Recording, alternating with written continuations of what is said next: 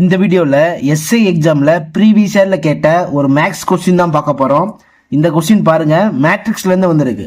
A matrix கொடுத்துருக்காங்க, B matrix கொடுத்துருக்காங்க. A into B என்ன வரும் அப்படின்னு தான் கேட்குறாங்க. ஏ மேட்ரிக்ஸ் பாருங்க, அதில் காலம் பாருங்க, 1 இன்ட்டு ரோ 3. இதில் பார்த்தீங்க அப்படின்னா காலம் 3 இன்ட்டு 1 இன்ட்டு 3 இன்ட்டு 1. இதில் செகண்ட் இருக்கிறதும் இல்லை ஃபர்ஸ்ட் இருக்கிறதும் போயிடும். ஆன்சர் நம்மளுக்கு 1 இன்ட்டு 1 தான் கிடைக்கும். ஓகேவா? 1 இன்ட்டு 1 மேட்ரிக்ஸில் தான் ஆன்சர் கிடைக்கும். 1 -2 3 இது ஏ மேட்ரிக்ஸ். பி மேட்ரிக்ஸ் பார்த்தீங்கன்னா -1 2 -3.